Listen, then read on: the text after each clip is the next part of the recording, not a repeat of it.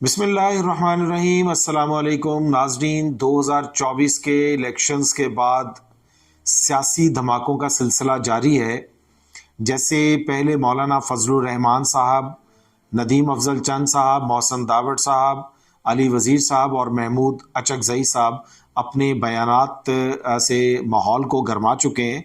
अब आज का ताज़ा तरीन बयान कमिश्नर रावलपिंडी लियाकत अली चट्टा साहब की प्रेस कॉन्फ्रेंस की सूरत में सामने आया, जिसमें उन्होंने बहुत बड़े इंकशाफात किए कि रावलपिंडी की 13 नेशनल असम्बली की नशिस्तों के ऊपर पाकिस्तान तहरीक इंसाफ के उम्मीदवारों को बहुत बड़ी धांधली करके हरवाया गया। उनका कहना यह है कि जो पाकिस्तान तहरीक इंसाफ के लोग थे वो 70 हज़ार की लीड से जीत रहे थे, जिन्हें हरवाया गया, और इस बात का उन्हें बहुत ज़्यादा दुख था और उन्होंने इस सारी धांधली का जिम्मेदार खुद को करार देते हुए अपने ओहदे से इस्तीफ़ा देने का ऐलान किया।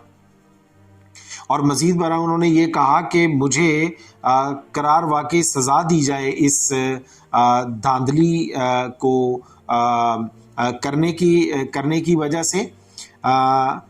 उनके इस प्रेस कॉन्फ्रेंस के बाद आमिर मीर साहब का बयान सामने आया, जिसमें आमिर मीर साहब और राना सनाउल्लाह साहब, इन दोनों का बयान सामने आया, जिसमें उन्होंने लियाकत अली चट्टा साहब को साइकोपैथ करार दिया। जान की अमान पाऊँ, राना सनाउल्लाह साहब और आमिर मीर साहब, अभी लियाकत अली चट्टा साहब की रिटायरमेंट को 1 महीना 1.5 महीना बाकी था। गालिबन मार्च के महीने में वो रिटायर होने जा रहे थे और उन्होंने इतनी बड़ी प्रेस कॉन्फ्रेंस करके अपने ओहदे से अलहदगी का ऐलान कर दिया।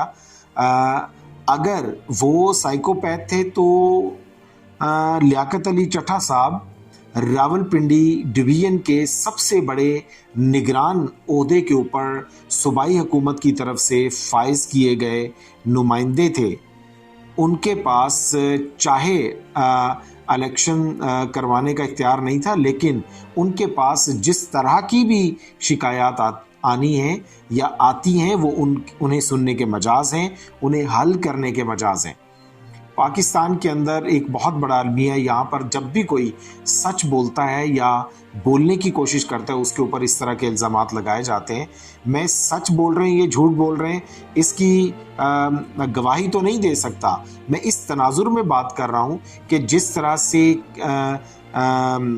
अदम एतमाद की तहरीक चलाकर एक बहुत ही मकबूल जमात की हुकूमत को ख़त्म किया गया और उसके बाद महंगाई मुकाओ का नारा लगाते हुए एक पीडीएम की जमात को पूरा पाकिस्तान सौंप दिया गया और उन्होंने 1 साल के अंदर जिस तरह से इस मुल्क का भट्टा बिठा दिया, गरीब आदमी को ज़मीन के अंदर धंसा के रख दिया, और जिस तरह से निगरान हुकूमत का क़याम अमल में आया और इलेक्शन कमीशन का क़याम अमल में आया और इलेक्शन कमिश्नर को मुख्तलिफ़ सियासी जमातों की तरफ से, ख़ास तौर पर तहरीक इंसाफ की तरफ से विक्टिमाइजेशन का जो निशाना बनाया जाता रहा या ये कहा जाता है ये बहुत ही मुतनाज़े शख्सियत हैं, तो उसके बाद इनके बयान को उस तनाजुर में गलत कहना कोई मुनासिब नहीं होगा।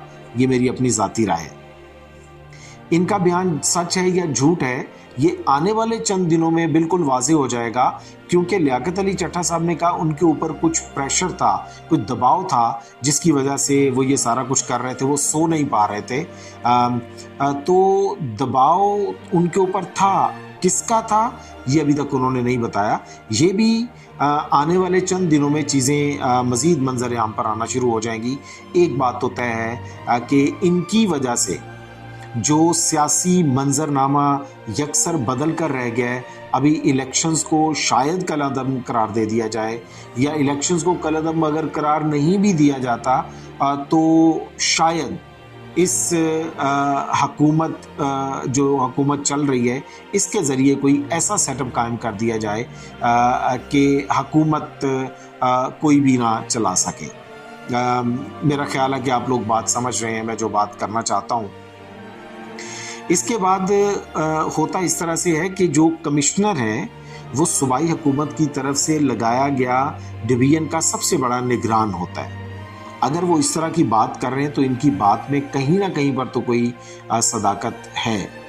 इस पूरी सदाकत का पता आने वाले चंद दिनों में चलेगा।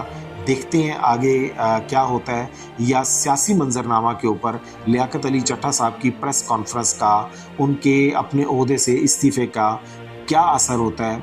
अपना और अपनी फैमिली का बहुत ज़्यादा ख्याल रखिएगा। अल्लाह हाफिज़।